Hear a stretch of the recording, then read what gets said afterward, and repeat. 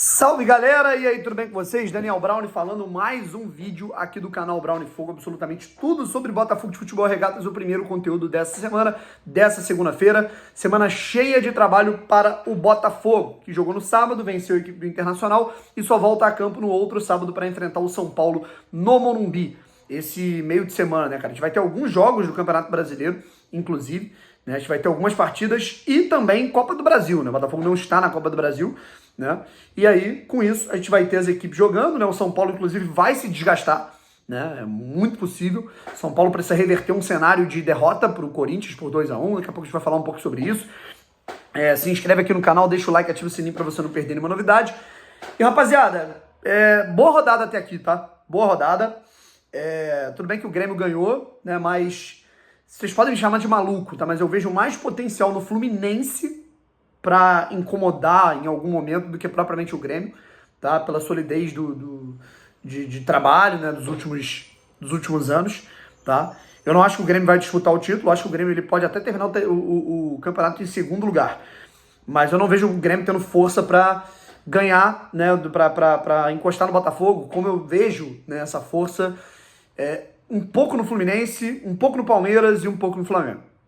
Tá? São as três equipes que me incomodam, né, porque são times que conseguem arrancar vitórias seguidas, tá? E o Fluminense com uma campanha muito sólida dentro de casa, né? O Grêmio é inconstante, ele vence duas, perde duas, ele vence uma, empata duas, né? Enfim, mas de qualquer maneira, a gente viu o Grêmio, né, vencendo o Fluminense por 2-1, teve um pênalti claríssimo em cima do Ninho no fim do jogo, poderia ter empatado o jogo, o empate era o melhor dos cenários, mas tá tudo certo. Com a vitória do Grêmio, o Botafogo está com 14 pontos à frente, tá, do segundo colocado. Seria 16, não fosse o pênalti não marcado. De qualquer maneira, depois a gente teve o jogo entre Flamengo e São Paulo. São Paulo reserva, tá? O Lucas Moura meteu um golaço, o Flamengo meteu um gol de pênalti no apagar das luzes. Mais um ponto que o Flamengo consegue assim no finalzinho, impressionante. O Flamengo empata e consegue mais um pontinho, beleza? E aí, a gente tem o Botafogo nesse momento com 47 pontos, 14 pontos à frente, é isso mesmo que vocês estão ouvindo, 14 pontos à frente do segundo colocado, que é a equipe do Grêmio, tá legal? Então, é uma situação muito oportuna. Nesse momento, a gente tem dois jogos que a gente vai ficar de olho hoje, tá? São duas partidas que o Botafoguense vai ter que ficar de olho. Porque se esses dois times, ou um desses dois times vencer, a distância cai para 13. Olha que loucura. Cara, é muito estranho falar isso. Mas a gente vai ter o jogo do Palmeiras. Se o Palmeiras vencer, o Palmeiras chega a 34 pontos. E vai ter Red Bull, Bragantino e Vasco, tá? Se o Bragantino aprontar com o Vasco, o Bragantino também vem. Eu tô achando que o Palmeiras ganha e o Bragantino não, tá? E aí a distância vai ser de 13 pontos. A gente, no cenário ruim, é isso que eu tô querendo botar na cabeça de vocês. No cenário ruim, tá? Isso é muito louco. O Botafogo fecha o turno. O Botafogo fechou a metade do Campeonato Brasileiro na liderança, com a melhor campanha da história do primeiro turno. 13 pontos à frente isso no cenário ruim, tá? Do segundo colocado, que pode ser o Palmeiras ou pode ser o Red Bull Bragantino, tá? Red Bull Bragantino em segundo vai ser muito louco, mas enfim. O Palmeiras, ele pode ser o segundo colocado, e aí no cenário, digamos, ideal, né? Palmeiras e Bragantino não ganham, e a distância é de 14 pontos para o Grêmio, que seria o segundo colocado depois da vitória sobre o Fluminense na Arena nesse último domingo. É muito louco pensar nisso, cara. É muito louco, né? E a gente já vai fazendo essa projeção, né, cara? Eu acho que a questão é suportar esses próximos jogos. O jogo contra o São Paulo no Morumbi vai ser de suma importância. O jogo contra o Flamengo vai ser muito importante, contra o Fluminense. E a gente vai caminhar para buscar esse título quanto antes, tá? Vamos lá, rapaziada. Semana cheia para treinar. A gente vai ter a chegada do Diego Costa. Chegou hoje no Rio de Janeiro. Já deve chegar para fazer exames, né? Essa semana ele já deve ser apresentado ali até aos companheiros, né? Já deve realizar os seus primeiros treinamentos. Acho que amanhã mesmo, né? Nessa terça-feira ele já deve treinar com o grupo, tá? E vamos ver se ele é regularizado, se dá tudo certo para que sábado ele já esteja à disposição. se eles vão, provavelmente São Paulo vai ter o Rames como titular no sábado.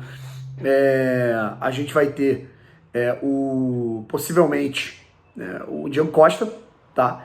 E tem a situação do Tiquinho Soares também. Tiquinho hoje, né, o Rafael fez uma publicação mostrando nos stories, né, o Tiquinho fazendo ali um movimento, uma brincadeira, uma graça, né? Então o Tiquinho já trabalhando muito forte para que ele volte, cara, na quarta semana de recuperação. Eu tô acreditando muito que o Botafogo vai ter o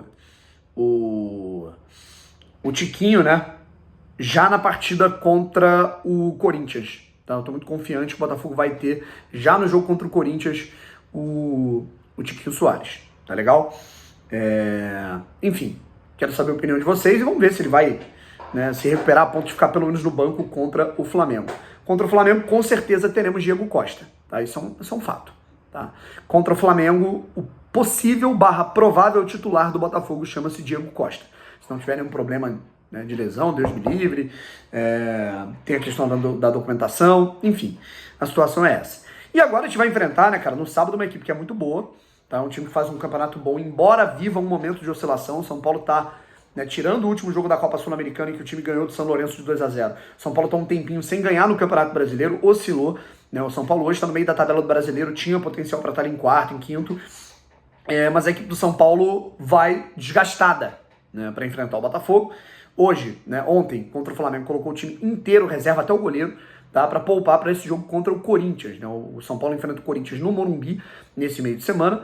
E a gente vai ter essa partida importante, né, que vai ser, cara, vai sair faísca, né, pode ter pênalti, né, vamos torcer para que seja a partida mais desgastante possível para o São Paulo, independente do São Paulo passar para a final ou não, né, ou do Corinthians passar para a final ou não, né, eu vou torcer para que seja a partida mais desgastante possível para esse time do São Paulo, em termos de lesão, lesão não, né, cara, eu não quero jogador lesionado, mas pô, desgaste, cansaço, o jogador vai ficar fora, vai sentir pênalti, desgaste emocional, mesma coisa com o Inter, né, o Inter no segundo tempo morreu contra o Botafogo. Os caras ficaram cansados, né? Porque tiveram uma partida muito desgastante contra o River Plate, com disputa de pênaltis até a 10ª cobrança.